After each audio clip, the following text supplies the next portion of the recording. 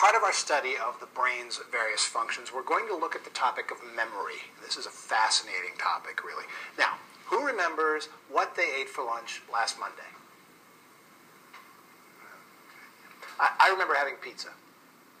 That's memory at work. A simple definition of memory is the ability to store, retain, and recall the information.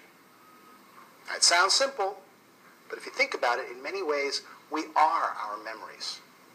And when we think about who we are, we probably think about the events we've experienced, the people we've known, as well as the opinions and the feelings we have about a great many things. All of this information is stored in a variety of brain systems that handle the different types of memory.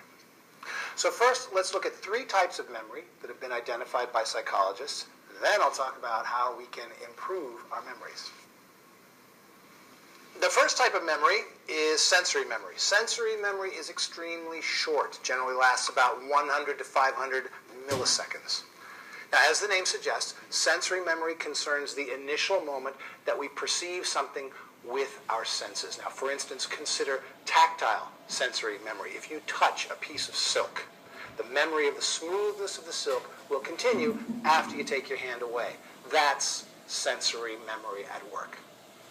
Now, it's important for learning and remembering because using more senses means we've recorded the experience in more ways in our brain. The next type of memory is working memory, which is extremely important in everyday life. Working memory is a system where we temporarily hold and manipulate information. You think of it as a temporary workspace in your mind. For instance, if your friend tells you a phone number, you don't have a pen, you probably repeat the number several times in your mind so that you remember it. In that case, you're using working memory.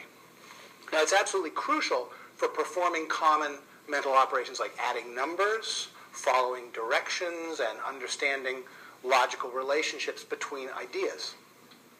And finally, there's what's called long-term memory, which is memory that's stored for as little as 30 seconds to as long as your entire lifetime. Now, psychologists believe that most long-term memories are information and experiences that were initially processed in working memory, in meaningful and perhaps in emotional ways. For instance, I clearly remember the first time I saw the Grand Canyon. I was only 15 years old, but the size just amazed and impressed me so much that even decades later, it's still very clear in my mind. Now, there are 2 subtypes of long-term memory. There's declarative memory and procedural memory. Declarative memory is all of the facts and ideas and names that are consciously available to you. All of your experiences and conscious memories fall into this category. Procedural memory concerns your knowledge of moving your body, like when you ride a bicycle or you play a musical instrument. Most of our procedural memories are implicit and unconscious. Okay, now I'm going to test your memory with this question. Does anyone remember what I said I'd talk about next? How to improve your memory, right? When we think about improving our memory, we're generally talking about improving our declarative memory, the one that stores the facts and the names and so on. All right? This type of memory can be improved if we use certain strategies. So I want to talk about 2 types of memory strategies that are useful in school: cognitive strategies and affective strategies. Now, cognitive strategies tell us how to approach tasks and which methods to use to complete them. So basically, they're concerned with thinking in more effective ways. Okay, let's take a quick look at one cognitive strategy. This one's called verbal elaboration.